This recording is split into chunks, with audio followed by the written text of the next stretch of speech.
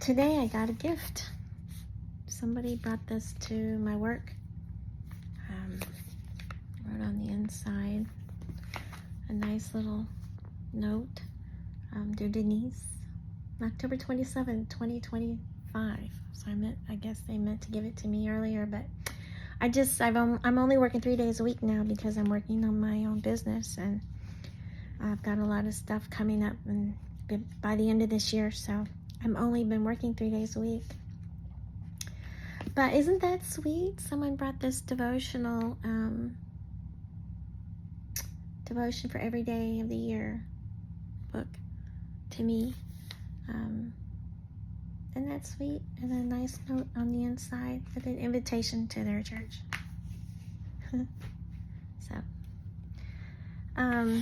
Today is November 10th. The day before the 11/11 portal. So I wanted to read a portion of my book. And this is about the author in my book. So here goes.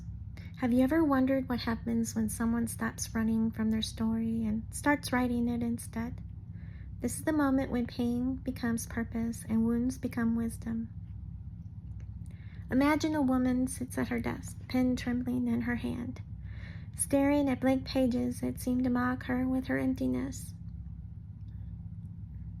For years, she's carried stories inside her chest like broken glass, cutting her from the inside every time she tried to speak them aloud. But today, something shifts. Today, she realizes that her scars aren't just reminders of what she survived. They're the very ink she needs to write her way to freedom. This is the story of becoming the author of your own life. And trust me, it's going to change how you think about every difficult chapter you've ever lived through. Let's start with the hard truth. We're all walking around with stories we wish we could rewrite. Maybe it's childhood trauma, a devastating breakup, career failure, or loss that knocked you to your knees. For most people, these experiences become shame scripts, narratives that whisper, you're not enough, you're damaged goods. You're the victim of circumstances beyond your control. But what if I told you there's another way to read these same events? What if every wound you've collected along the way wasn't evidence of your brokenness, but proof of your incredible capacity to endure? I'm telling you about discovering something revolutionary. I realized the same experiences that had been crushing my spirit could actually become my greatest source of strength.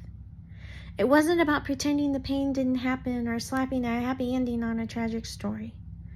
It was about understanding that I had the power to choose how that story got told. Think about it. Every single day, you're writing the narrative of your life. With every choice you make, every response you give to adversity, every time you decide to get back up after being knocked down, you're literally authoring your existence. The question isn't whether difficult things will happen to you. They will. The question is whether you'll let those things write your story, or whether you'll pick up the pen yourself. Here's where it gets really interesting. When you shift from being a victim of your circumstances to being the author of your response, something magical happens. Your wounds don't disappear, but they stop defining you. Instead, they become like battle scars that prove you're a warrior who's seen combat and lived to tell the tale. This transformation doesn't happen overnight. It starts with radical honesty, looking at your life and acknowledging both the beauty and the brutality without flinching. It means sitting with uncomfortable truths, feeling the full weight of your experiences, and then making a conscious choice about what those experiences mean. My story did exactly this. I took every moment of pain, every instance of betrayal, every time I felt lost and alone, and I began to see them not as evidence of a life gone wrong, but as chapters in an epic survival story.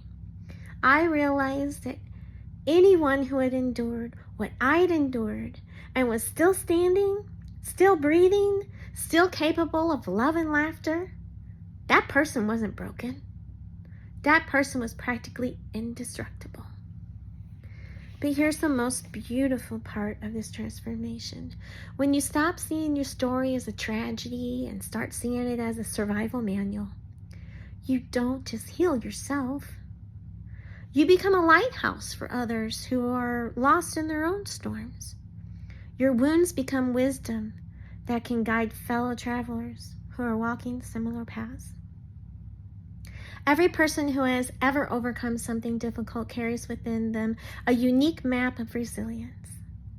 Your specific combination of challenges and victories create knowledge that only you possess. When you embrace your role as an author of your story, you're not only just rewriting your own narrative, you're creating a guidebook that could save someone else's life. This isn't about toxic positivity or pretending everything happens for a reason. Some things are generally awful and shouldn't have happened. But once they have happened, you get to decide what power you hold over your future. You get to choose whether they become anchors that drag you down or fuel that propels you forward. The pen has always been in your hand.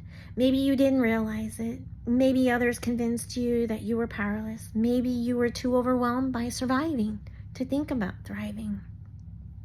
But right now, at this moment, you can make a choice.